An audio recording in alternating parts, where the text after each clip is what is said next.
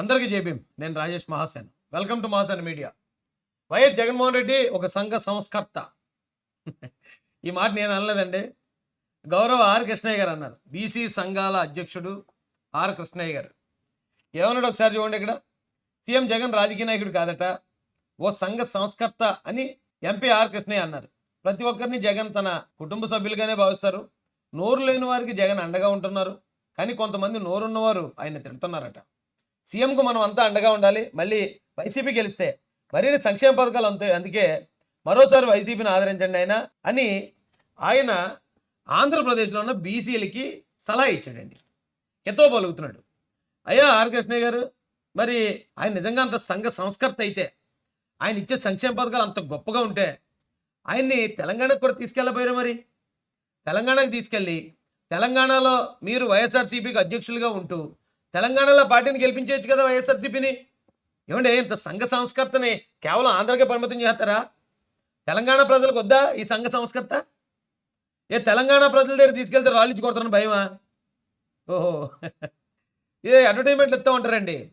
ఏదో సబ్బుకి అడ్వర్టైజ్మెంట్ ఇస్తారు, కోట్లు తీసుకుంటారు వాళ్ళ దగ్గర. కానీ ఇంటికి వెళ్ళిన తర్వాత వేరే సబ్బు వాడుతూ ఉంటారు వాళ్ళు.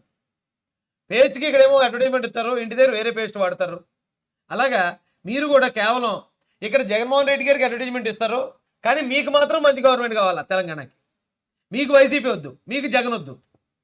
తప్పు కదండి. ఇలాగా మిమ్మల్ని బీసీ సంఘాల నాయకులుగా బీసీలందరూ గౌరవించినప్పుడు, మాలాంటి వాళ్ళం కూడా మీరు ఒక ఉద్యమ నాయకుడిగా మిమ్మల్ని గౌరవించి రెస్పెక్ట్ ఇచ్చినప్పుడు, మీరు పబ్లిసిటీ ఇచ్చే ప్రోడక్ట్ ఇలాంటి ప్రోడక్ట్ ఇస్తారా? ఇది కేవలం డబ్బు కోసం, లేకపోతే రాజ్యసభ ఎంపీ కోసం. మీ క్రెడిబిలిటీ అంతా నాశనం అయిపోతుంది కదా. ఇక్కడ బీసీలకు సంబంధించిన కార్పొరేషన్లు మొక్కలు చేశాడు. ఒక్క బీసీకి ఒక్క లోన్ ఇవ్వలేదు ఈ 5 సంవత్సరాల కాలంలో.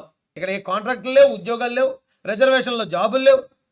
మేమంతా అడుక్కు తినే పరిస్థితికి వెళ్తా ఉంటే మళ్ళీ ఆయన మీకు సంఘ సంస్కృతిలో కనపడుతున్నాడా?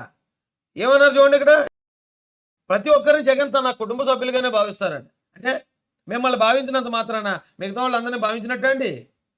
మళ్ళీ అయితే పక్క రాష్ట్రం తెచ్చుకుని మరీ రాజ్యసభ ఇచ్చాడు. ఇక్కడ ఆ మాటకు వస్తే మీరు కూడా చెప్పాలి కదా.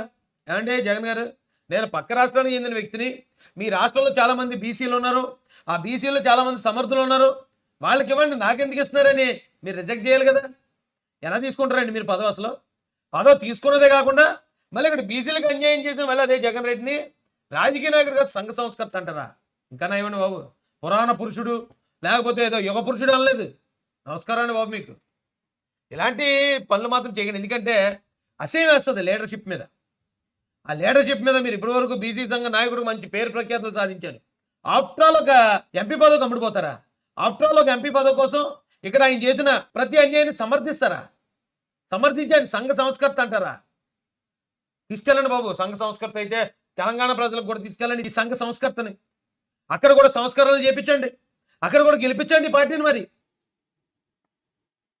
మీ పార్టీలోనే ఉన్న ఇక చూడండి ఒకసారి, ఎమ్మెల్యే పార్థసారథి గారు వైసీపీ ఎమ్మెల్యే ఏమన్నాడండి? ఆయన బీసీ కార్పొరేషన్ పెట్టారు కానీ ఒక్క లోన్ కూడా బీసీలకు ఇవ్వడానికి నిధులు లేవు, ఆఫీసుల్లో చైర్మన్లు ఏకలు తోలుకుంటున్నారు అన్నాడట. ఆయన సొంత వైసీపీలోని ఎమ్మెల్యేలే బీసీ వర్గ ఎమ్మెల్యేలు బీసీలకు అన్యాయం చేసేట్టు జగన్ అని చెప్తా ఉంటే, మీరు పక్క రాష్ట్రంలో ఉంటూ ఇక్కడ ఒక పదవి సంపాదించుకున్నారు, మంచిదే కాదంట్లే.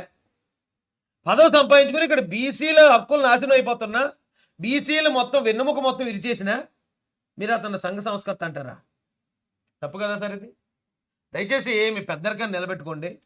ఇంకెప్పుడు ఇలాంటి రాంగ్ ప్రోడక్ట్లకి పబ్లిసిటీ చేయకండి డబ్బుల కోసం, పదవుల కోసం అయ్యా అని చెప్తూ, మీకన్నా వయసులోను ఉద్యమ అనుభవంలోనూ చాలా చిన్నవాడినైనా కానీ ఈ విషయంలో మీకు హితవు పలుకుతున్నానని మీకు తెలియజేస్తూ ఉంటాను సార్. నమస్తే. జై భీమ్, జై భారత్, జై జై మహాసేన్.